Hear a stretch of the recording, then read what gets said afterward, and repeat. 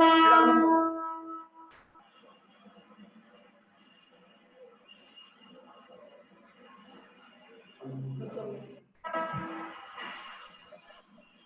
Testing गर्दाखेरिको अवस्था हो।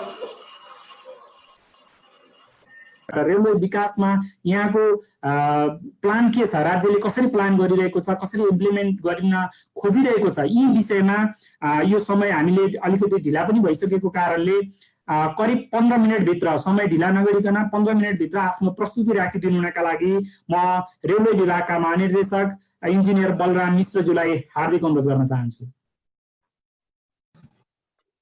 Presentation start गर्न अनुमति चाहन्छु। समस्या हो कपिलजी? चलिरहेछ दाइ। हाम्रो प्रेजेन्टेसनको लागि स्क्रिन सेयर गर्नु। स्क्रिन सेयर गर्नु न सरले। अन छैन, डिसेबल गरेको छ। डिसेबल गरिएको छ। भइसक्यो सर। हजुर।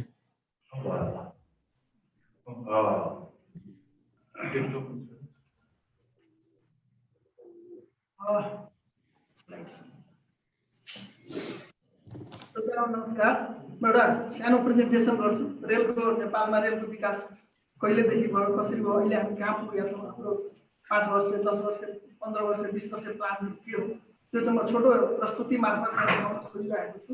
एउटा यो नेपालको नक्सामा रेलको प्रोस्पेक्ट के हो भनेर यो हामीले सानो नक्सा देखाएका छौँ। यो रेडवाला इस्ट वेस्ट रेलवेको हो, अर्को रेडवाला चाहिँ नर्थ साउथ काठमाडौँ तेलुङ र काठमाडौँ रक्सोलको काठमाडौँ पोखरा लुम्बिनी र त्यसपछि तपाईँको मेट्रो रेलको पनि छ र 5 ठाउँमा भारतीय सहयोगमा चाहिँ हामीले क्रस बोर्डर रेलवेको पनि परिकल्पना गरेका छौँ। नेक्स्ट, अब यो नेपालमा रेलको विकास कसरी भएको थियो भन्दाखेरि यो नेपाल गभर्मेन्ट रेलवे भनेको धेरै पुरानो संस्था थियो। रक्सौल ब्रिटिस इन्डिया अम्लेखनसम्म नेपालमा रेल सञ्चालन थियो।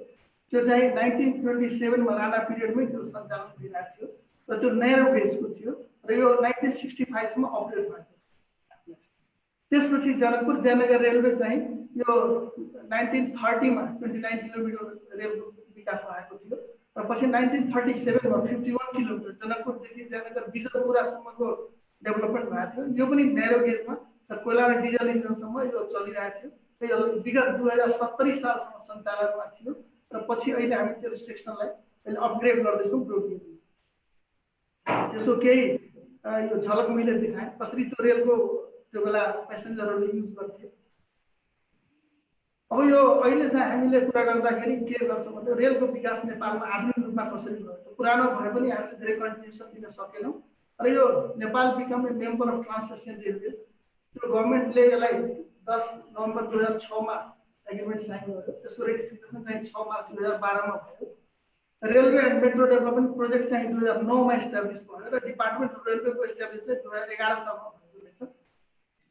अब यो ट्रान्सएसियन रेलवेको एउटा यो नक्सा हो, त्यसमा नेपालको पनि पार्टहरू देखिरहेको छ। अब यो त्यसपछि रेलवेको विकास के हो भनेको नेपालको प्रथम राष्ट्रपति 2010 मा भारतको भ्रमण गर्दैखेरि 5 वटा बोर्डर पोइन्टमा भारतीय आर्थिक सहयोग र प्राविधिक सहयोगमा त्यो विस्तार गर्ने समझदारी पत्रमा हस्ताक्षर भएको छ।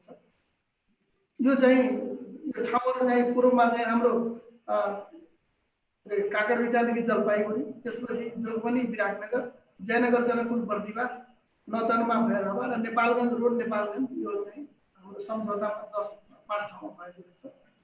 अब यो 12औं आर्थिक योजनामा हाम्रो रेलवेको प्रोस्पेक्ट के हो भन्दाखेरि हालसम्म नेपालमा सडकलाई यातायातको मुख्य माध्यमका रूपमा लिँदै आएको भए तापनि रेलमार्ग, जलमार्ग, रज्जुमार्ग र अन्य माध्यमहरूको पनि विकासबाट पनि पर्याप्त फाइदा लिन सक्ने सम्भावना रहेको छ।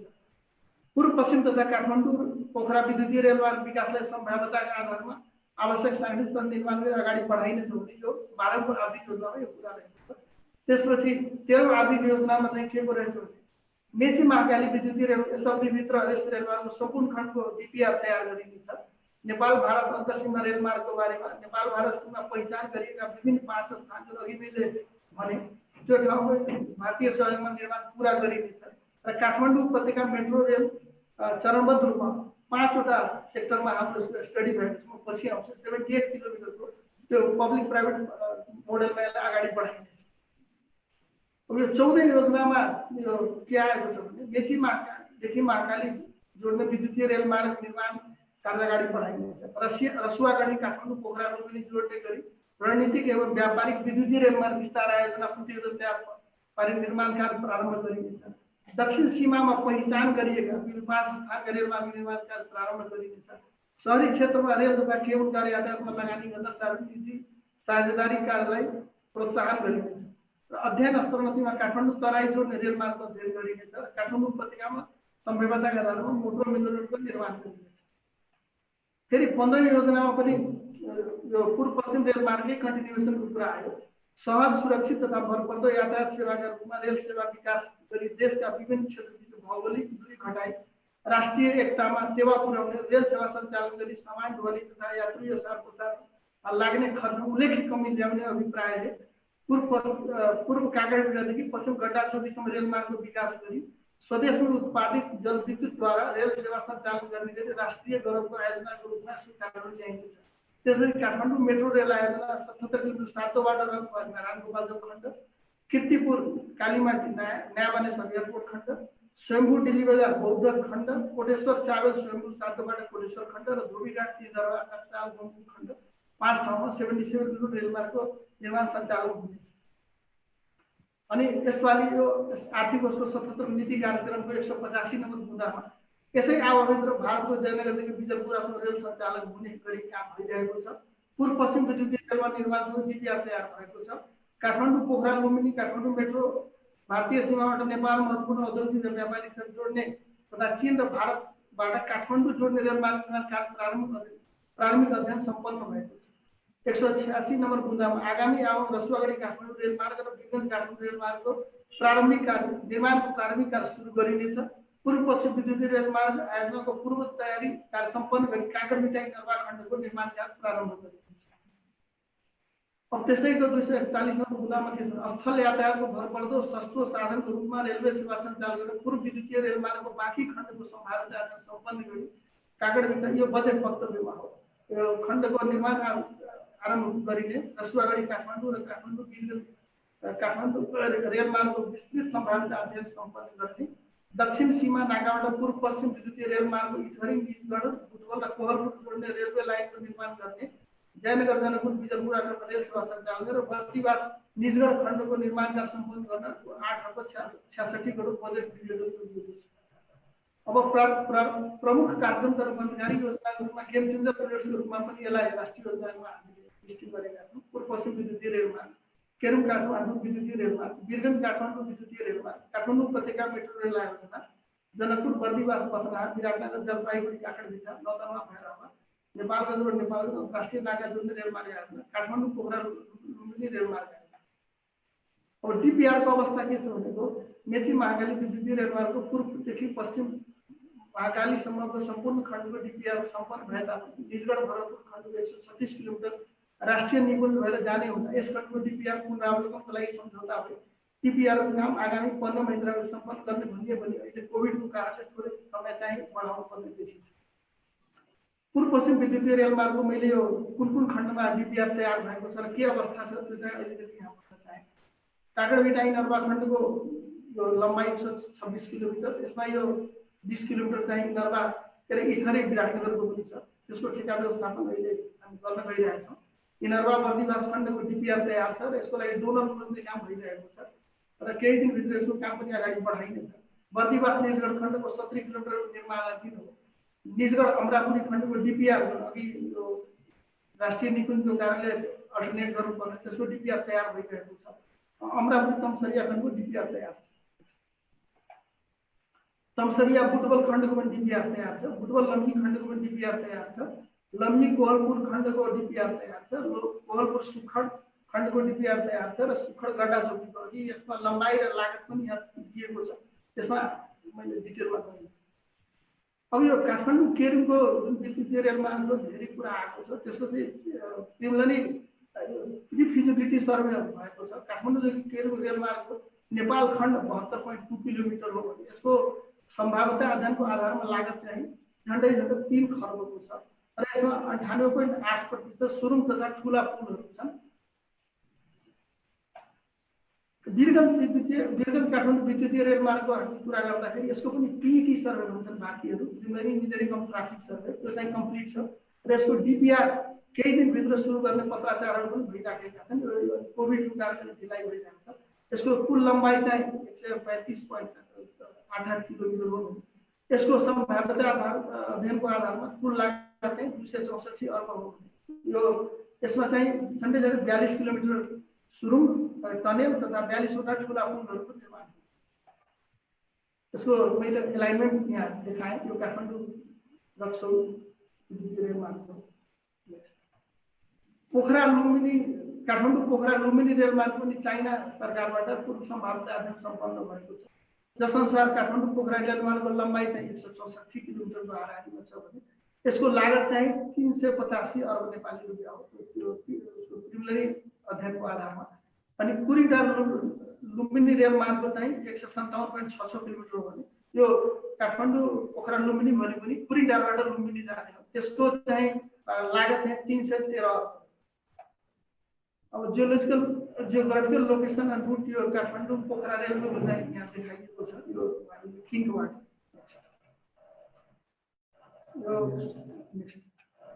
अब यो काठमाडौँ उपत्यका मेट्रो रेलको पनि हामी अलिक थोरै चर्चा गर्न चाहन्छौँ। यो 2012 मा यसको सम्भाव्यता अध्ययन भएको प्रक्षेपित कुल लागत त्यो बेलाको उसमा चाहिँ हाम्रो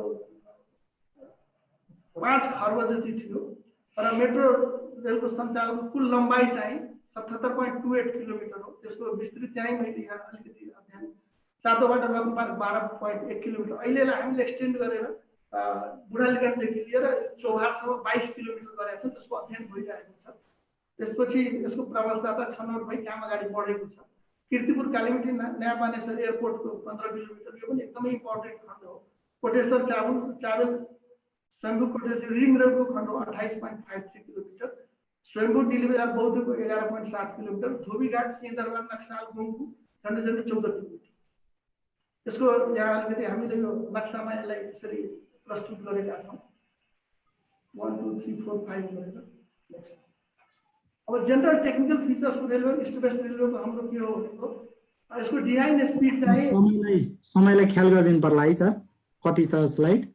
डिजाइन स्पिड चाहिँ अब झन्डै 160 कुनै खण्डमा छ डिफिकल्टी एरिया भनेको 200 किलोमिटर पर आवर चाहिँ यसको स्पिड हो।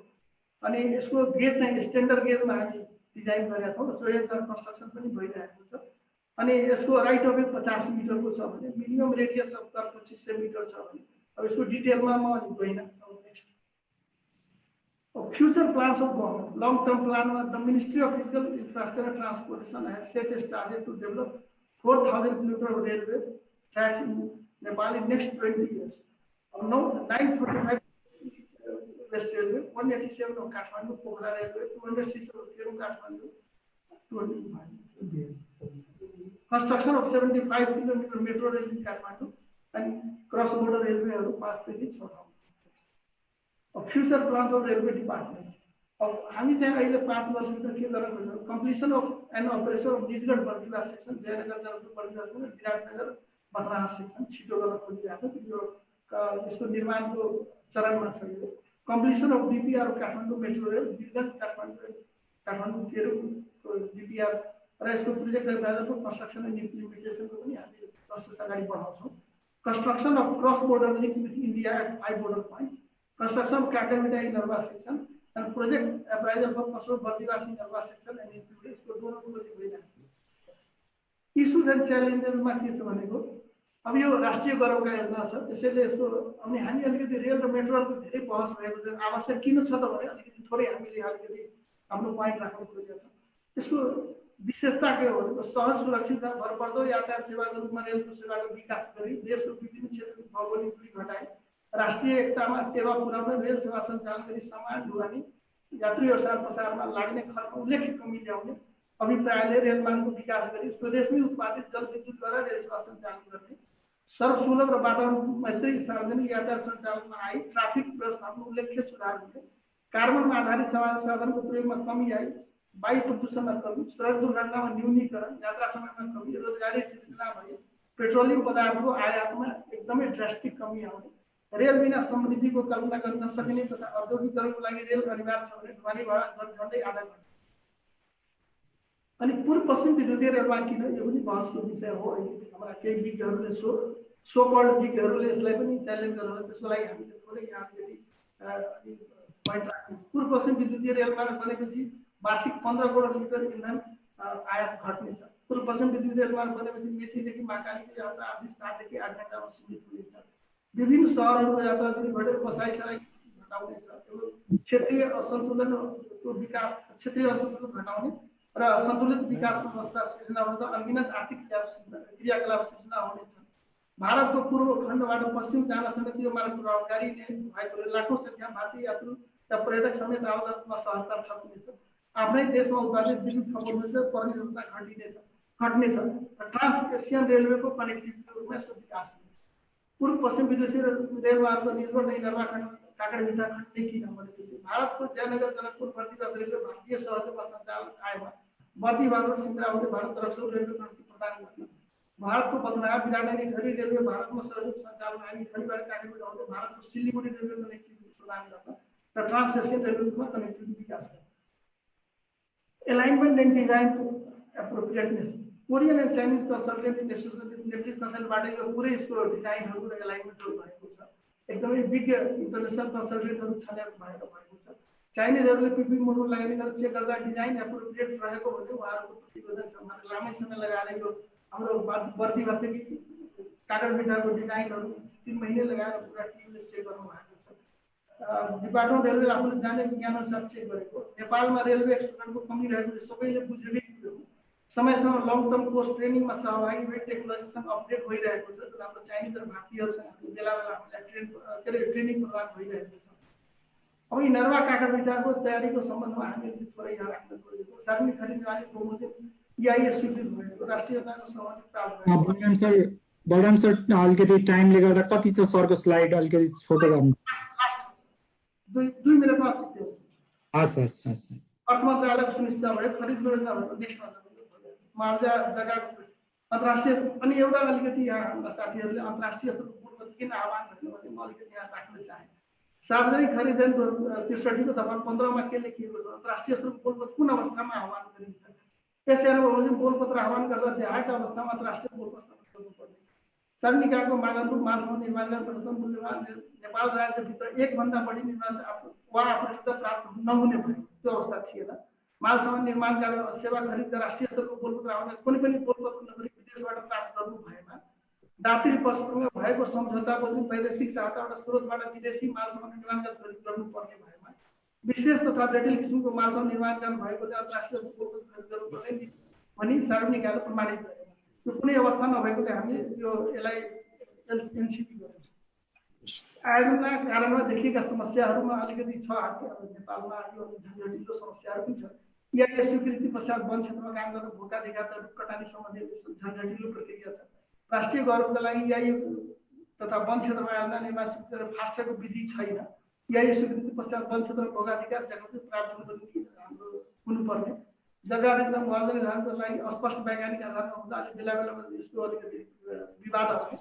जग्गा प्राप्ति ऐन 2034 विवाद मुख्य जग्गा वैज्ञानिक बनाउनु पर्ने। एलानी जग्गाको हकमा नीतिगत व्यवस्था हुनुपर्ने। दक्ष जनशक्तिको अभाव भएमा अब यो थोरै फोटोग्राफ्सहरू छ सर। हाम्रो प्रेजेन्टेसन यति नै हो। अब धन्यवाद।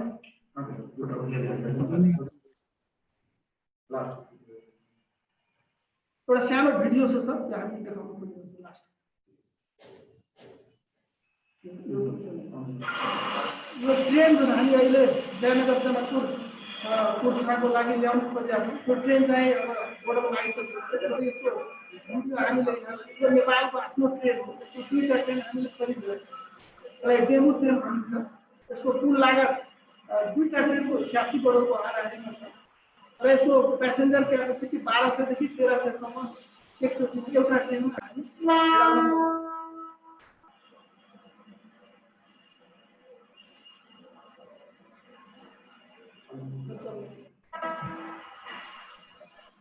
हामीले टेस्टिङ गर्दाखेरिको अवस्था हो।